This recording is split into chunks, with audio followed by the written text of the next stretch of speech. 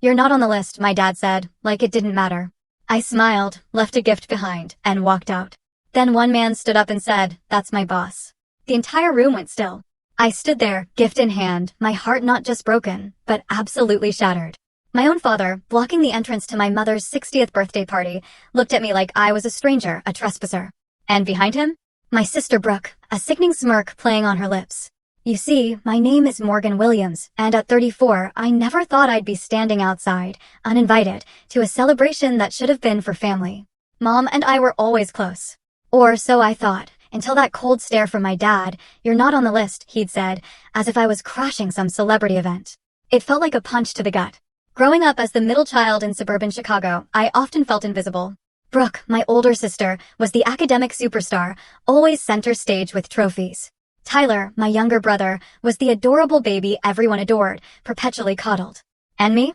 I was just there, often half-cropped out of family photos, a phantom in our own history. But Mom was different. At least, she used to be. I still remember being 7, coming home devastated because I wasn't invited to Melissa Anderson's birthday. Dad just shrugged it off. Not everyone gets invited to everything. But Mom? She sat with me, made paper party hats, and we had our own little celebration. "You're special in your own way, Morgan," she whispered. "Never forget that." That was my anchor. When I was 12, I only won 3rd place in the science fair. Not first, like Brooke always did. But Mom framed that certificate anyway. "It's not about being the best," she told me. "It's about doing your best." She hung it right next to Brooke's wall of achievements. Dad took it down 3 days later, calling it clutter, but Mom secretly kept it in her bedside drawer. And on my 16th birthday, when my friends bailed for a cooler party, Mom drove me 2 hours into the city for a musical I'd been dying to see. We dressed up, had dinner, and she made me feel like the most important person in the world. "Sometimes it's quality, not quantity, that matters," she assured me. These moments were my lifelines, proof that someone in my family saw me. But then things changed. I left for college, venturing far to Boston University. "Why so far?" Dad grumbled. "Are we not good enough for you?" That geographic distance became emotional, slowly, insidiously. I surprised everyone, especially myself, by thriving in the tech industry, aggressively climbing the corporate ladder. By 34, I was director of operations at Vertex Technologies, managing hundreds of people and a budget that dwarfed my father's insurance agency. My success, ironically, became a wedge. Holidays turned into minefields. "Still at that computer company?" Dad would ask, even though I'd sent him gift baskets with my company's logo for 5 years running. "When are you going to settle down and give your mother grandchildren?" was the inevitable follow-up, a question never aimed at Brooke, despite her not having kids either. The real tension, though, was with Brooke. 3 Thanksgivings ago, fueled by too much wine, she cornered me in the kitchen. "You think you're so special with your fancy Boston life?" she hissed, carving into the pumpkin pie with unnerving force. "You have no idea what it's like here, dealing with Mom and Dad every day, while you just send occasional gifts and think that counts as family." I tried to defend myself. "I call every week. I invite you all to visit." But she just snapped. "Everything's a competition with you, Morgan. Always has been." The irony choked me. I'd spent my childhood watching her collect accolades while I clapped from the sidelines. "That's not fair," I managed, keeping my voice low. "I've worked hard for what I have." Her eyes narrowed. "You think you're better than us because you escaped? Let me tell you something. Mom doesn't brag about your job. She doesn't even understand what you do. At least I'm here being a real daughter." Those words cut me deeper than she could ever know. After that Thanksgiving, Mom's weekly calls dwindled to monthly, then sporadic. When we did speak, she sounded distant, distracted. The woman who cherished my 3rd place science fair certificate now struggled to remember basic details about my life. Tyler, predictably, followed Brooke's lead. Our playful texts devolved into one-word responses. Dad's disapproval, never subtle, calcified into something harder. "Your mother worries about you," he'd say. "All alone in that city, working too much. It's not natural for a woman your age." I tried to explain my life, my friends, my success, but to them, success without their definition of family was a failure dressed in designer clothes. Mom's withdrawal hurt the most. The woman who drove 2 hours for a musical now couldn't spare 5 minutes on the phone without Brooke hovering. "Brooke says you're too busy for us now," she'd mentioned once, her voice small. "Is that true, Morgan?" No matter how I answered, the narrative had been set. I was the daughter who left, the one who chose career over family, the villain in a story I never agreed to star in. Last Thanksgiving was the breaking point. Another pointed comment from Brooke about my empty life pushed me over the edge. "At least I built my life myself," I snapped, the words out before I could stop them. I didn't just slide into Dad's business and pretend that makes me special. The silence was deafening. Mom looked stricken. Dad's face turned beet red. I think you should leave, Brooke said quietly, her voice dripping with triumph. So I did. I packed my bag, called a car, and flew back to Boston that night. No one called to apologize. No one called at all. 3 months later, mindlessly scrolling through Facebook during a late night at the office, I saw it. Brooke's post about Mom's 60th birthday celebration. A grand party, all extended family invited. Everyone except me. The professional-looking banner declared Patricia Williams, 60 years of love. Relatives I hadn't seen in years, childhood neighbors, even Mom's old college roommate from Florida, all on the guest list. My name was conspicuously absent. The blue light of my screen illuminated my face in the darkened office as the cleaning staff vacuumed around my desk. This dedication, the very thing my family criticized, was what earned me respect here. Morgan, you're still here? Rachel, my assistant, appeared in the doorway. Security called, wondering if everything was okay. I minimized the Facebook tab quickly. Just finishing up. Rachel was unconvinced. You know, normal people don't work until midnight on Fridays. Since when am I normal? I tried to smile, but it didn't reach my eyes. After she left, I reopened Facebook, allowing myself a rare indulgence, scrolling through family photos.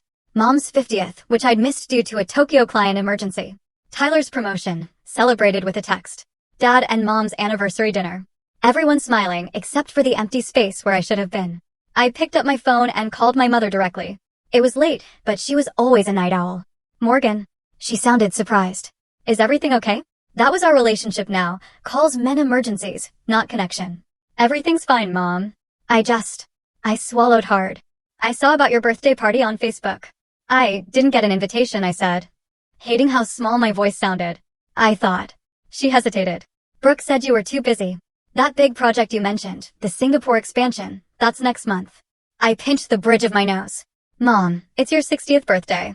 Of course, I'd make time. Well, her voice warmed slightly. Of course, you should come. It would be lovely to see you. The conversation continued awkwardly, Mom providing basic details, sounding strangely hesitant. After hanging up, I immediately booked a first-class ticket to Chicago. $2,100 I couldn't really afford, but this felt important. Necessary. Preparing for this trip became a military operation. Hours spent finding the perfect gift, a vintage emerald brooch, just like one Mom had admired in her grandmother's jewelry box, paired with a premium spa package. Almost $3,000. Extravagant, yes, but I wanted to show them that despite my absence, I still knew what made Mom happy. My outfit, a sapphire blue dress, was equally strategic, conservative enough for Dad's approval, stylish enough to show I was doing well. Not that I need their validation, I told myself unconvincingly, swiping my credit card. The night before my flight, I rehearsed conversations in the mirror. So great to see everyone. Asterisk smile. Not too eager. Asterisk, the company? Things are going well, but enough about work. Asterisk deflect. Don't brag. Asterisk, Brooke, I'm sorry about what I said last Thanksgiving, even though she started it. I rehearsed these lines like the most important presentation of my career. In many ways, it was. The morning of my flight, Brooke texted, "Heard you're coming. Just don't make this weekend about you." I stared at those words for the entire Uber ride to Logan Airport. How could I respond? I finally typed, looking forward to celebrating Mom, and left it at that. The flight gave me 3 hours to alternately hope and worry. I flipped through work documents, absorbed nothing, then practiced deep breathing. Your family triggers old patterns, my therapist, Dr. Levine, had explained. Remember you're returning as the adult you are now, not the child you were then. Easy to say. Harder to feel when facing the gravitational pull of childhood dynamics. I checked into the Westin downtown, not my parents' house. Another decision they'd interpret as Morgan being too good for us. But the thought of sleeping in my old room, still decorated with high school debate team pennants, was unbearable. I needed neutral territory. That evening, I laid out my outfit. The blue dress, silver heels, simple pearl earrings, a college graduation gift from Mom. Everything calculated to send the right message. Successful but not showy, professional but still feminine, independent but still your daughter. I barely slept. By morning, I was convinced this trip would either heal everything or break what little connection remained. No middle ground. The venue was a renovated boathouse overlooking Lake Michigan, perfectly Mom style, elegant, unpretentious. As I approached, clutching my carefully wrapped gift, I spotted Dad's college friend, Mr. Pole's son, smoking outside. Morgan. My goodness, is that you? His surprise seemed genuine. She'll be thrilled you made it. She was just saying she wished all her children could be here today. That comment sent a confusing ping through me. Why would Mom say that if she knew I was coming? Before I could question further, my cousin Eliza emerged. Morgan? I had no idea you were coming.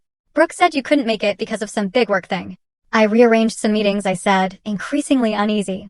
It's Mom's 60th. I wouldn't miss it. Eliza's expression shifted subtly.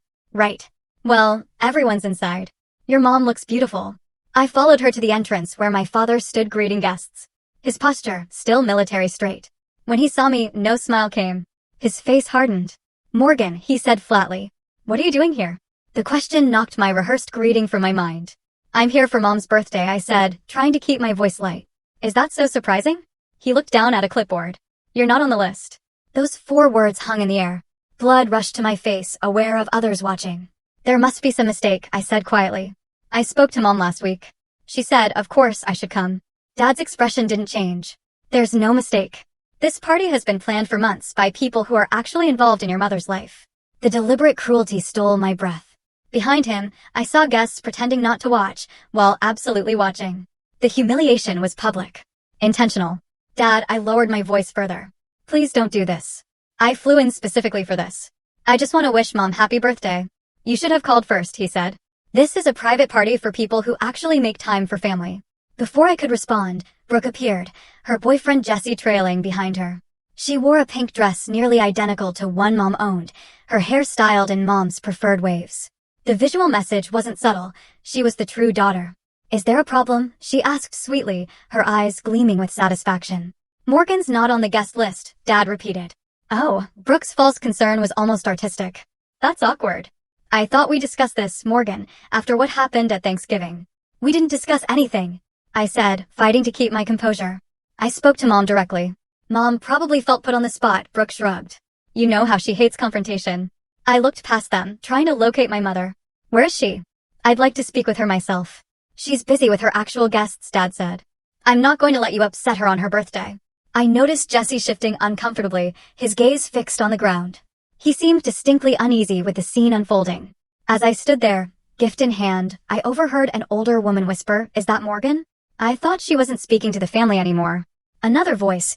Brooke said she called Patricia an unsupportive mother at Thanksgiving. Can you imagine? And then Brooke herself, not bothering to lower her voice. Did she really think she was welcome after what she said? In that moment, I understood with crystal clarity. This wasn't impromptu. This rejection was planned. Anticipated with pleasure. I was being punished, not just excluded. I took a deep breath. I would not cry here. I would not give them the satisfaction. I understand, I said, surprising myself with how calm I sounded. Please give this to Mom. It's her birthday gift. I handed the beautifully wrapped package to my father. Tell her I love her and hope she has a wonderful birthday, I continued, maintaining eye contact. That's all I came to say. Without waiting for a response, I turned and walked away. Back straight. Pace measured. I didn't allow myself to rush, though every instinct screamed to run. Behind me, I heard Brooke laugh. Then my father's deeper voice saying something I couldn't quite catch. I made it to my rental car before my hands started shaking so badly I couldn't get the key into the ignition. Mascara was in danger of creating black rivers down my cheeks. I gripped the steering wheel, focusing on my breathing. Asterisk in 2, 3, 4.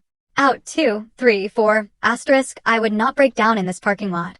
I would drive back to the hotel, pack, change my flight, and be back in Boston by tomorrow. This chapter would be closed forever. No more attempts at reconciliation. No more holiday phone calls. No more pretending we were a family. I was about to start the car when a knock on my window nearly made me jump out of my skin. Jesse, Brooke's boyfriend, stood there, gesturing for me to roll down the window. His expression was concerned, almost apologetic. For a moment, I considered ignoring him. But curiosity won. I lowered the window partway. Morgan, he said, clearing his throat nervously. Miss Williams? I mean, just Morgan is fine. I replied automatically, then frowned. Wait, how do you know to call me Miss Williams? Jesse glanced back toward the venue. Because I work at Vertex Technologies. In Boston. I'm in the software engineering department, 3rd floor. My mind raced. Jesse Lawson, he supplied. I joined about 8 months ago. Transferred from Chicago to be closer to Brooke on weekends. The universe, sometimes, has a twisted sense of humor. Of all the tech companies in Boston, my sister's boyfriend worked at mine. I'd been so busy with operations, I hadn't connected the dots about a new engineer. Does Brooke know you work for me? I asked. Not exactly, he admitted, looking increasingly uncomfortable. She knows I work at Vertex, but I never specified that you were, well, essentially your boss. I finished for him. The organizational chart at Vertex meant I was definitely in his upward management chain. May I sit down? He asked, gesturing to the passenger seat. I feel like I owe you an explanation. Against my better judgment, I unlocked the door. Jesse slid in, making my rental car feel smaller. I should have said something in there, he began. That wasn't right what they did. Why didn't you? The question came out sharper than intended. Complicated family dynamics, he sighed. I've only been dating Brooke for about a year. Still trying to navigate everything. Well, now you've seen the Williams family at our finest, I said bitterly. That's actually why I followed you out here, Jesse said, turning to face me directly. What happened in there wasn't spontaneous. It was discussed in advance. My stomach tightened. What do you mean? Last night at the rehearsal dinner, Brooke and your dad were talking about what to do if you showed up. Your dad said he'd handle it. Your mom wasn't part of that conversation. The revelation that they'd planned my humiliation was somehow worse than thinking it was impulsive cruelty. Does my mother even know I tried to come today? I asked. Jesse hesitated. She asked about you earlier, wondered if you might surprise her. Brooke told her you'd sent your regrets weeks ago. That's a lie, I whispered. I know, Jesse nodded. I've picked up a lot over the past year. Brooke talks about you constantly. I'm sure it's all flattering, I said dryly. It's complicated, he replied, choosing his words carefully. There's a lot of jealousy there. She compares herself to you all the time, though she'd never admit it. Jealous of what? I couldn't keep the disbelief from my voice. She's the golden child. Always has been. But you're the one who got away, Jesse said simply. You built something entirely your own. And at work, he trailed off. At work, what? You're respected, Morgan. Really respected. People talk about your leadership style, your strategic thinking. When I realized Brooke's sister Morgan was the same Morgan Williams everyone at Vertex admires, it was strange. I sat in stunned silence. While I'd been feeling like a failure in my family's eyes, apparently, I'd become something of a role model professionally without even realizing it. Brooke has been systematically poisoning your relationship with your parents, Jesse continued. Small comments, reframing your absences as deliberate rejections, exaggerating arguments. When your mom mentioned missing you, Brooke would remind her of some perceived slight. And my mother believed her? The pain in that question was evident. Your mom's been having some health issues, Jesse said gently. Nothing severe, but enough to make her more vulnerable to manipulation, mild depression, some memory issues. Brooke's been helping by managing her social calendar, her medications. The implications hit me like physical blows. While I'd been building my career in Boston, Brooke had been constructing an entirely different narrative here in Chicago. One where I was the villain, the cold-hearted daughter who abandoned her family for corporate success. Why are you telling me this? I finally asked. You're dating my sister. Your loyalty should be to her. Jesse looked down at his hands. Because what happened in there was wrong, and because at Vertex, I've seen how you treat people. With respect, even when they make mistakes. The stories don't match up. He paused. Also, selfishly, it's awkward when your girlfriend's family drama involves your boss. Despite everything, that made me laugh a little. I can imagine. So, what are you going to do? He asked. I stared out at Lake Michigan, its surface glittering. The easy path would be to drive away, return to Boston, and finally sever these painful ties. The professional in me knew that cutting losses was sometimes the strategic choice. But another part of me, perhaps the part that still remembered Mom making paper party hats when I was 7, couldn't just leave. I think I said slowly that it's time everyone heard the truth. Including my mother. Jesse nodded, looking both relieved and terrified. I'll support whatever you decide to do. Just remember, I have to see these people at holidays. Don't worry, I assured him, reaching for the door handle. I've learned a thing or two about handling difficult personalities in the corporate world. Walking back into that building was one of the hardest things I've ever done. Harder than my first major presentation to the board, harder than firing a team member. This required a different kind of courage, the courage to face people who'd known you since you wore braces and still believed they had the right to define who you were. Jesse and I entered through a side door, avoiding my father's checkpoint. The celebration was in full swing now, about 60 people mingling.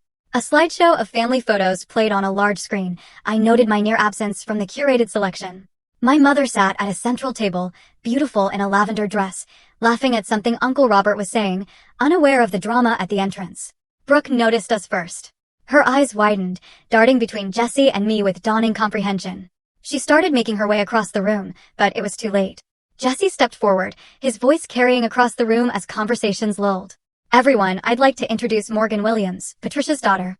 And he added, with perfect timing, and my boss at Vertex Technologies. The room fell silent.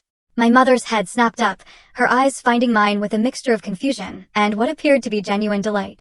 Morgan. She stood up, napkin falling forgotten. You came? Before I could respond, Brooke reached us, her face flushed with anger. Jesse, what are you doing? She hissed. The right thing, he said simply. My father appeared next, his expression thunderous. I thought I made myself clear at the door. You did, I replied, keeping my voice level. But it seems there's been some confusion about my relationship with this family that needs clearing up. Mom approached, looking between us with growing concern. What's going on, Robert? Why do you look so angry? Morgan, sweetheart, I'm so happy you're here. Her sincere joy confirmed what Jessie had said. She hadn't known about my rejection. The realization both relieved and infuriated me. Mom, I said gently, taking her hands. I need to ask you something important. Did you think I didn't want to come to your birthday? She blinked, confusion evident. Well, Brooke said you were too busy with work, that big project you mentioned. I never said that, I told her firmly. In fact, when we spoke, I specifically said I would be here. I took time off work. I flew in yesterday. But then why?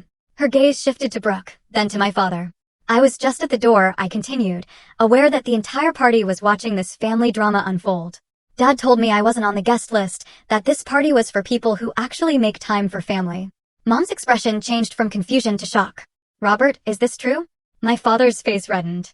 Patricia, we discussed this after what she said at Thanksgiving. We discussed no such thing. Mom interrupted, her voice uncharacteristically sharp. Morgan is my daughter. Of course, she's welcome at my birthday. The room was so quiet you could hear ice clinking in glasses. This wasn't how I'd imagined the confrontation playing out. But perhaps that public accountability was necessary. There's been a pattern, I said, addressing my mother directly, but aware of our audience. For years now, things I've said have been twisted. Absences due to work portrayed as deliberate neglect. My life choices framed as rejections of family.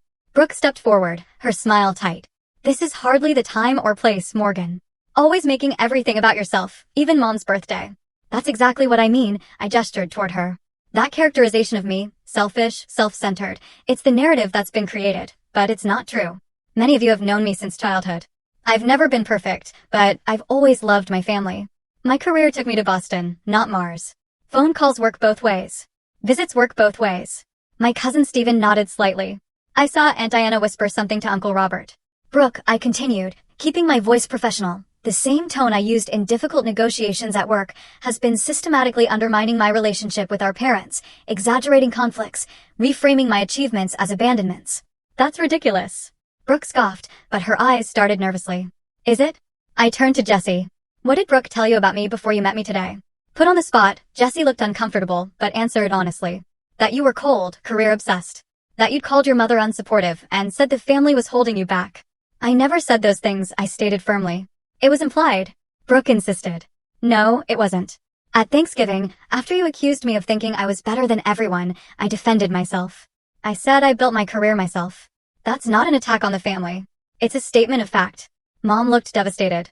Is this true, Brooke? Have you been turning us against Morgan? Brooke's composure finally cracked. You don't understand. She left. She got to leave and become Miss Big Shot Executive while I stayed here, taking care of everything, being the good daughter. And what thanks do I get? You still light up more when she calls than when I'm right in front of you. The raw pain in her voice silenced the room. Despite everything, I felt a flash of empathy. We'd both been trapped in roles. She, the achiever who stayed, me, the rebel who left. Brooke, Mom said softly. I've never compared you two. I love you both differently because you are different people. Then why do you keep her science fair certificate in your drawer? Brooke demanded, tears threatening. 3rd place. She got 3rd place 15 years ago, and you still have it. I was stunned. That certificate had become a symbol for Brooke of some perceived preferential treatment I'd never experienced. Dad, unusually quiet, finally spoke. I think we should continue this discussion privately. No, Mom said firmly. I'm tired of secrets and misunderstandings in this family. She turned to our assembled guests. I apologize for the drama, everyone. Please enjoy the food and music. My family and I need a moment. She gestured toward a small side room, and my father, Brooke, Jessie, and I followed her. As the door closed, I caught glimpses of wide eyes and whispered conversations erupting. Inside, Mom took charge in a way I hadn't seen in years. Sit down, all of you. We complied like scolded children. Robert, she addressed my father first. Did you turn our daughter away at the door of my birthday party? Dad shifted uncomfortably. I was protecting you, Patricia, after what she said about the family. What exactly did she say? Mom pressed, in her own words, not Brooke's interpretation. My father looked genuinely confused. That we were holding her back, that she had to build her life herself because we never supported her. That's not what I said, I interjected quietly. I said I built my career myself, which is true. It wasn't an attack. It was a statement of fact after Brooke accused me of having an empty life. Mom turned to Brooke. Have you been deliberately keeping your sister and me apart? Brooke's defiance crumbled under our mother's direct questioning. I was tired of being taken for granted. Morgan gets to swoop in for holidays. Everyone makes a big fuss. Then she disappears again while I'm here every day, driving you to doctor's appointments, helping with the house. Doctor's appointments? I interrupted, looking at my mother. What doctor's appointments? Mom sighed. I've been having some issues with mild depression and memory. Nothing serious, but it's been challenging. Brooke has been very helpful. You never told me, I said, the hurt evident in my voice. Brooke suggested it might stress you out with your demanding job, Mom admitted, then frowned. But I see now that wasn't her decision to make. The pieces were falling into place. My mother's increasing distance, her confusion during our calls, the way Brooke had positioned herself as gatekeeper to family information. I'm sorry, Jessie spoke up unexpectedly. I should have said something sooner. I've witnessed some of these conversations where things Morgan supposedly said were exaggerated. Brooke turned to him, betrayal in her eyes. You're taking her side? Your boss over your girlfriend. It's not about sides, Jessie said gently. It's about the truth. The word hung in the air. Truth. Something our family had been dancing around for years, preferring comfortable narratives to difficult realities. I want to try again, I said into the silence. All of us. But we need honesty. No more triangulation. No more gatekeeper games. No more rewriting conversations. Mom reached out and took my hand.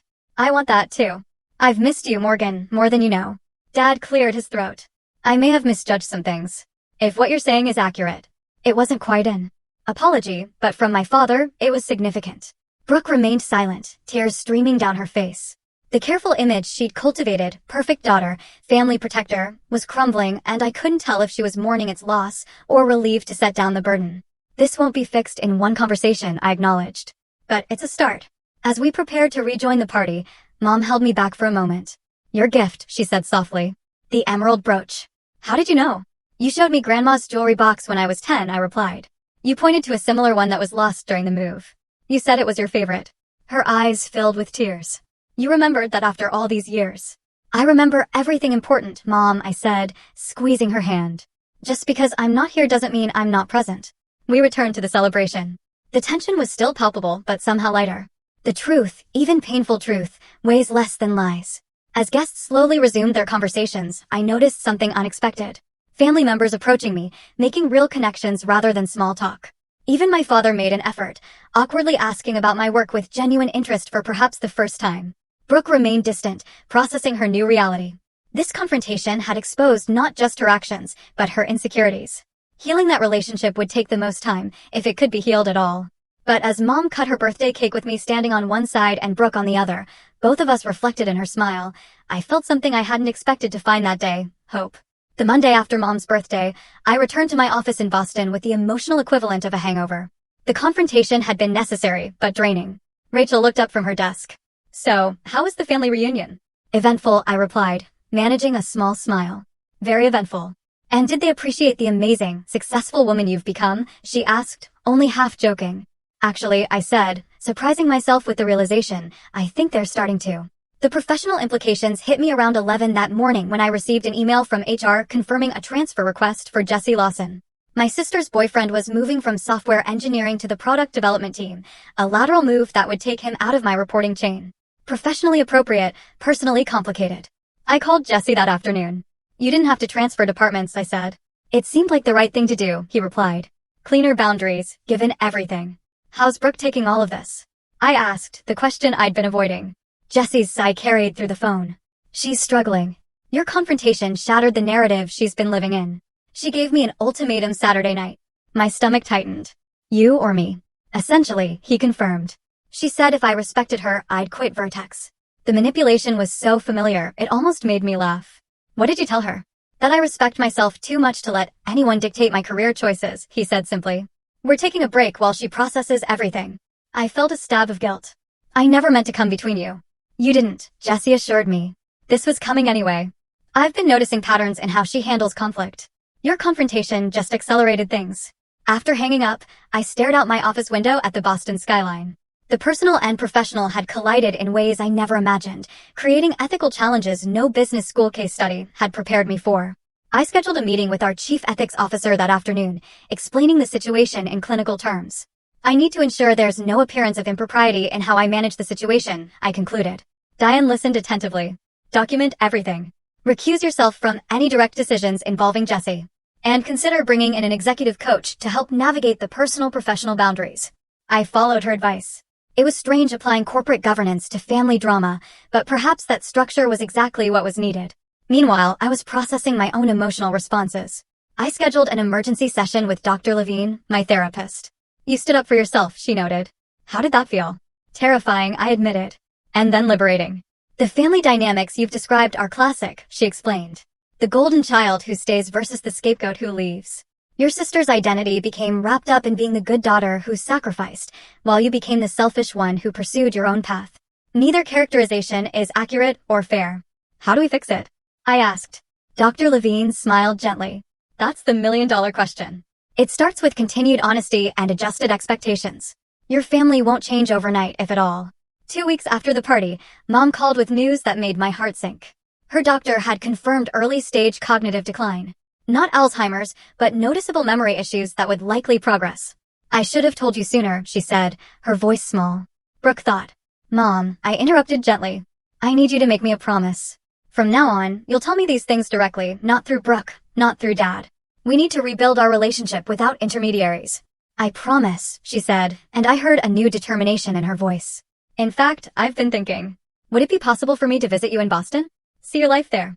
The question stunned me. In 15 years, neither of my parents had visited my adopted city. I'd love that, Mom. When were you thinking? Next month. Your father has a fishing trip planned. The implication that she wanted to come alone, without the family dynamics interfering, warmed something long cold inside me. I'll send you flight options tonight. I promised. At work, I threw myself into the Singapore expansion with renewed focus. The personal clarity somehow translated to professional sharpness. I found myself making bolder strategic decisions, pushing back more confidently against bad ideas, advocating more fiercely for my team. Something's different about you, my boss Alan commented. More centered. I'm learning to bring my whole self to work, I replied, surprising us both with a personal disclosure. The Jesse situation remained delicate. We maintained strictly professional interactions at the office, but occasionally met for coffee on weekends to process the ongoing family drama. His relationship with Brooke remained on pause, though they still communicated sporadically. She's seeing a therapist, he told me during one such coffee. Your mom insisted. That news gave me more hope than anything else. Brooke voluntarily seeking help suggested she might be ready to examine her own role in the family dysfunction. 3 months after the confrontation, I received the most unexpected email of my career. The CEO wanted to meet to discuss a new VP position overseeing global operations. During the interview, CEO Stephanie Davis asked something unexpected. The role requires difficult conversations and standing firm under pressure. Tell me about a time you've demonstrated those qualities outside of work. I took a deep breath and shared a carefully edited version of the birthday confrontation, focusing on the principles of truth-telling and boundary setting rather than the messy family details. When I finished, Stephanie nodded thoughtfully. That's exactly why we're considering you, Morgan. Your technical skills are exceptional, but it's your integrity and courage that set you apart. A week later, I accepted the VP position. The first person I called was my mother. I'm so proud of you, she said, her voice clear and present in a way it hadn't been in years. I always knew you were destined for important things. Even when I was getting third place in science fairs? I teased gently. Especially then, she replied, because you did it your way, not anyone else's. As I hung up, I realized something profound had shifted.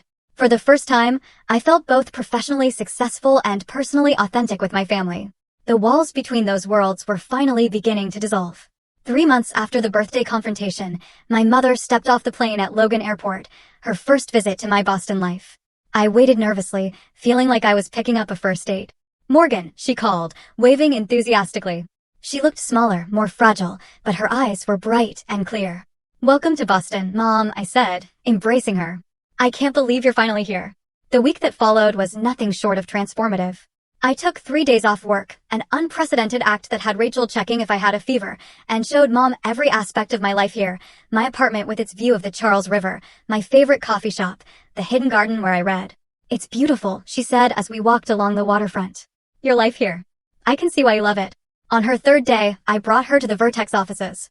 Watching my mother interact with my colleagues, seeing her obvious pride as people spoke highly of my work, healed something deep within me. This wasn't the strange family narrative of Morgan the absent daughter, but rather Morgan the respected leader. Jesse greeted us professionally, maintaining appropriate boundaries, but I noticed the warm way he spoke to my mother, the genuine respect in his interaction. Whatever happened with him and Brooke, he had become an unexpected ally in my family's healing process. When Mom returned to Chicago, something fundamental had changed. Our weekly calls resumed, but with new depth and honesty. She began sending me small packages, a book, a scarf that matched my eyes, tokens that said, "I see you more clearly than words." My father made efforts too.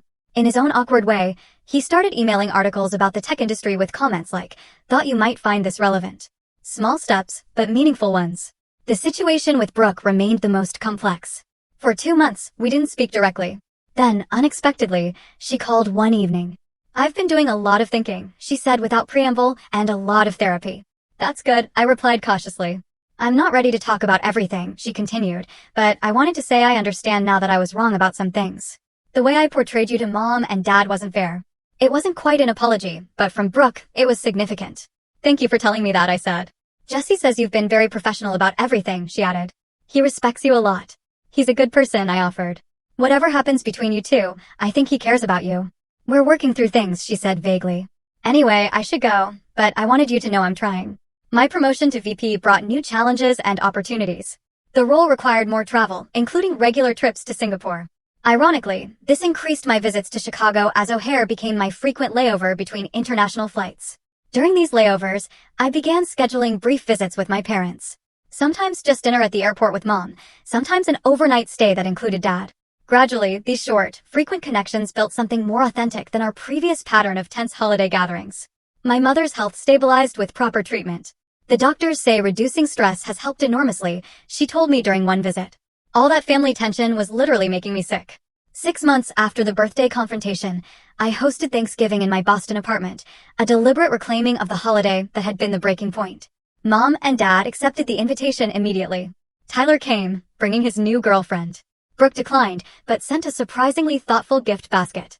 As we gathered around my dining table, expanded with a rented table, I realized this was the first family gathering that felt genuine rather than performative. We weren't playing roles assigned in childhood. We were adults choosing to connect. "Before we eat," Mom said, raising her glass, "I want to thank Morgan for bringing us together, not just physically in this beautiful home, but emotionally. Your courage to speak truth has changed our family." Dad nodded, uncharacteristically emotional. "I've been doing a lot of thinking about the kind of father I've been, the kind I want to be going forward. I'm proud of you, Morgan. Your success, yes, but more importantly, your integrity." That acknowledgement, so long desired and never expected, brought tears to my eyes. Later that evening, as everyone helped clean up, another first in Williams' family history, I received a text from Brooke. "Hope dinner went well. Maybe next year." Those 4 words contained more hope than 1,000 forced family photographs. The professional lessons from this personal journey were profound. My leadership style evolved, becoming more authentic and compassionate. I found myself mentoring younger women at Vertex who struggled with work-life boundaries, sharing edited versions of my own journey. "Your worth isn't determined by your family's approval or your professional achievements," I told one promising analyst. "It comes from living authentically and treating others with dignity." In my next performance review, CEO Stephanie noted, "You've always been excellent at the technical aspects of leadership. Now you're bringing heart to it as well." That combination is rare and valuable. The birthday confrontation that I'd feared would destroy my family had instead begun its transformation. Not into some perfect Hallmark movie unit. We were still messy, still learning, still occasionally falling into old patterns. But we were doing it consciously now, with the courage to call out unhealthy dynamics and the compassion to forgive them. My mother's words during her Boston visit stayed with me, "Sometimes being excluded from where you don't truly belong leads you to find where you do." She'd been talking about my career path, but it applied equally to relationships. The painful rejection at her birthday party had ultimately opened the door to more authentic connection. The emerald brooch I'd given Mom became her favorite piece of jewelry, worn to every important family occasion. A small symbol of being seen and remembered, even from a distance. This spring, we're planning our first family therapy session. Mom, Dad, Brooke, Tyler, and me. Not because we're in crisis, but because we're committed to continuing the healing. It's scheduled for next month in Chicago. I've already booked my flight. Family relationships aren't fixed points, but ongoing journeys. The work of maintaining them never really ends. But I've learned that healthy boundaries aren't walls that separate us from family. They're clear markers that allow us to safely connect as our authentic selves. Have you ever had to stand up to family members who misunderstood or misrepresented you? How did you handle it? Share your experience in the comments below. And remember, sometimes the path to healing begins with the courage to speak your truth, even when your voice shakes.